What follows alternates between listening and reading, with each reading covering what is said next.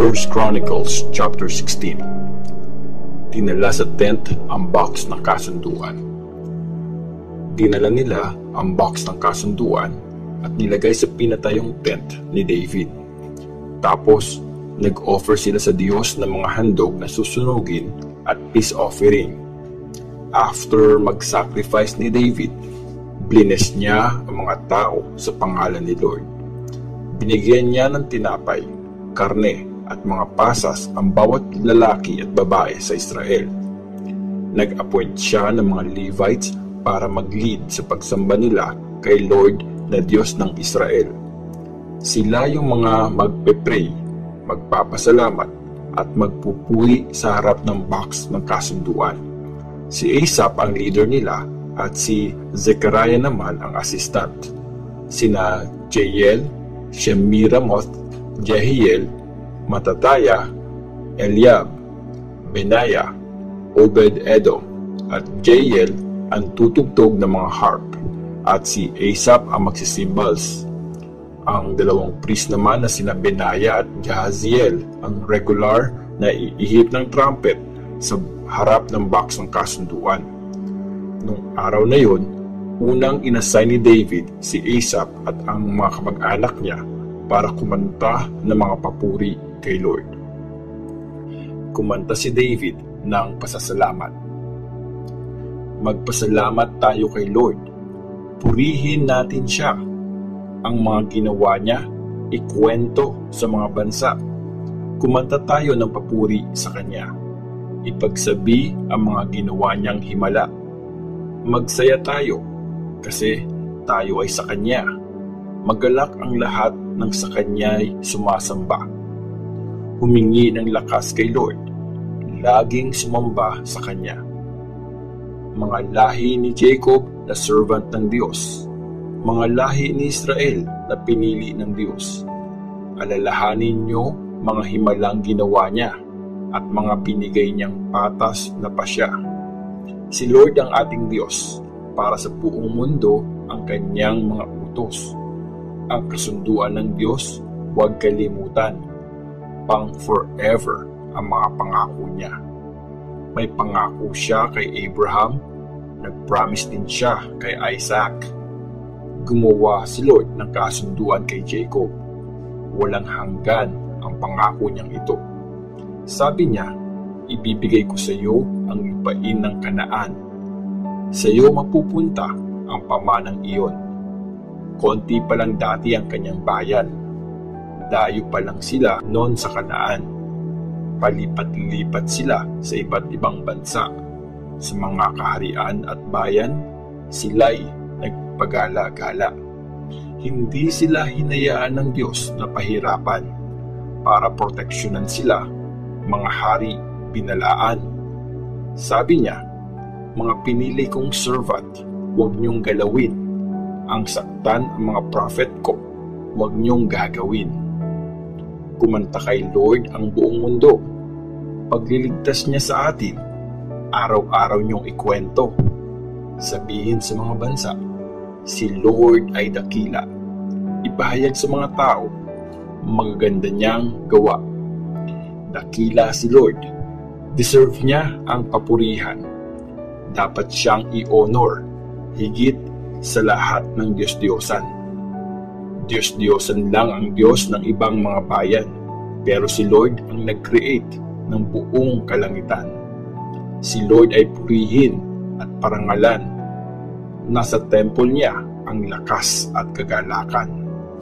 Purihin si Lord ng lahat ng tao sa mundo. I-declare ang glory niya at lakas. Purihin ang banal niyang pangalan. Magdala ng offering, lumapit sa kanyang harapan. Sambahin si Lord sa banal niyang kagandahan. Buong daigdig manginig sa kanyang harapan. Matatag na mundo, hindi mauuga kailanman. Lupa at langit ay magsaya. Si Lord ang hari. Sabihin sa mga bansa, mag-ingay ang mga dagat at lahat ng creatures doon. Magsaya ang mga bukid at lahat ng nandun. Mga puno sa gubat, masayang mag-awitan. darating si Lord upang buong mundo'y hatulan. Mag-thank you tayo kay Lord kasi mabait siya.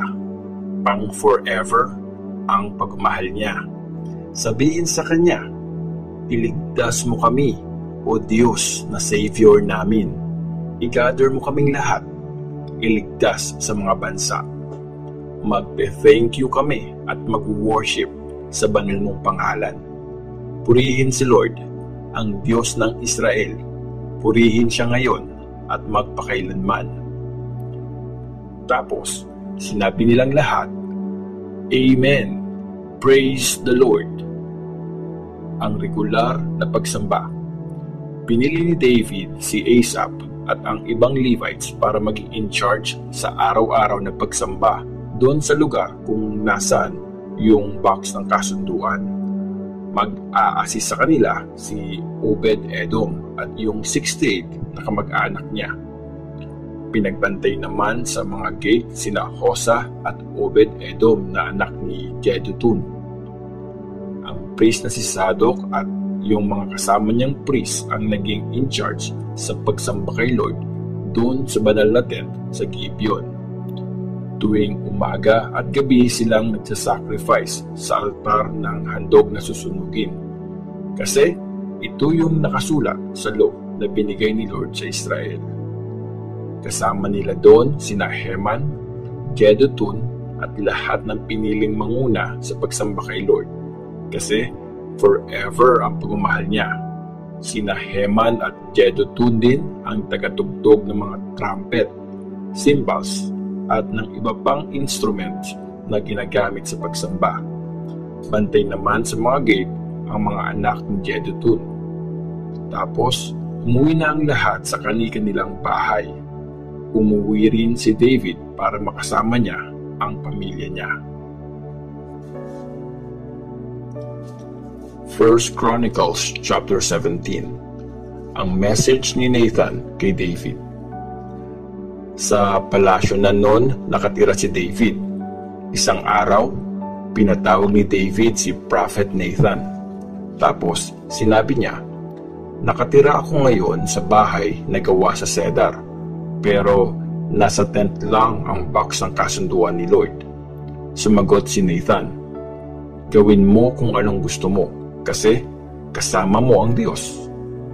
Pero nung gabi ding yun, sinabi ng Diyos kay Nathan, puntahan mo ang servant kong si David at sabihin mong hindi siya ang magtatayo ng temple para sa akin. Hindi pa ako tumira sa isang temple mula nung niligtas ko ang Israel sa Egypt hanggang ngayon. Sa tent ako nakatira, palipat-lipat ng pwesto. Kahit saan ako magpunta, kasama ang mga Israelites, hindi ako nag-demand sa mga pinili kong leader na ipagtayo nila ako ng temple na gawa sa cedar. Kaya sabihin mo sa lingkod kong si David na pinapasabi ni Lord na makapangyarihan, inalis kita sa pag-aalaga ng mga tupa sa bukid para gawing leader ng bayan kong Israel. Kasama mo ako sa lahat ng lugar na pinuntahan mo at tinalo ko ang lahat ng kaaway mo. Dahil sa akin, makikilala ka gaya ng mga sikat na leader sa buong mundo. Bibigyan ko ng sariling lugar ang bayan kong Israel. Patitirahin ko sila doon para hindi na sila pahirapan at guluhin ng masasamang bansa gaya dati nung nag-appoint ako ng mga judges sa bayan kong Israel. Tatalunin ko ang lahat ng kalaban mo at gagawin kong mga hari ang angkan mo. Pag namatay ka at nalibing na kasama ng mga ninuno mo, gagawin kong hari ang isa sa mga anak mo at papalakasin ko ang kaharian niya. Siya ang magpapagawa ng temple para sa akin at forever maghahari ang lahi niya. Magiging tatay niya ako at magiging anak ko siya. Hindi ko aalisin ang pagmamahal ko sa kanya, di gaya ng ginawa ko kay Saul, yung haring nauna sa iyo. Siya ang gagawin kong leader sa bayan at kaharian ko. Forever ang magiging paghahari ng lahi niya. Sinabi ni Nathan kay David ang lahat ng pinasabi ng Diyos. Ang prayer ni David. Tapos nun, pumasok si King David sa tent ni Lord. Umupo siya doon at nagpray, Lord God, hindi ko deserve ang lahat ng ginawa mo sa akin at sa pamilya ko. Tapos ngayon, Lord God, mas marami pa ang gusto mong gawin. Nag-promise pa kayo sa magiging lahi ko at tinuring mo ako na parang importanteng tao. Grabe po yung pag-honor mo sa akin. Ano pa ba ang masasabi ko? Kilalang kilala mo ako na servant mo. Alang-alang sa akin at dahil gusto mo, Lord, ginawa mo ang magagandang bagay na ito at pinakita mo yon sa akin. Lord, iba ka. Ikaw lang ang Diyos. Totoo lahat ng narinig namin tungkol sa iyo. Nag-iisa lang ang Israel sa buong mundo. Sila lang ang niligtas mo sa pagkaalipin para maging bayan mo. At dahil sa magaganda at dakilang bagay na ginawa mo sa kanila, nakilala ka sa buong mundo. Niligtas mo ang bayan mo sa Egypt at pinalayas ang ibang mga bansa para tumira sa lugar na ito, ang bayan mo. Pinili mo ang Israel para forever maging sayo, at ikaw, Lord, ang naging Diyos nila. Please, Lord, gawin mo ang promise mo sa akin at sa pamilya ko, at tuparin mo po ang mga sinabi mo. Makikilala ka nila at forever nilang sasabihin, makapangyarihan si Lord na Diyos ng Israel. Pagtibayin mo po ang paghahari ng pamilya ng servant mong si David sa habang panahon. O Diyos ko, sinabi mo sa akin na gagawin mo ding mga hari ang mga anak ko, kaya malakas ang loob ko mag-pray sa iyo ng ganito. Ikaw, Lord, ay Diyos, at pinramis mo sa akin ang magandang bagay na ito. Kaya kung pwede po, i-bless mo pa ang pamilya ko at forever na mangyari yon. Alam ko, blines mo na ang pamilya ko, Lord, at i-bless mo pa sila forever.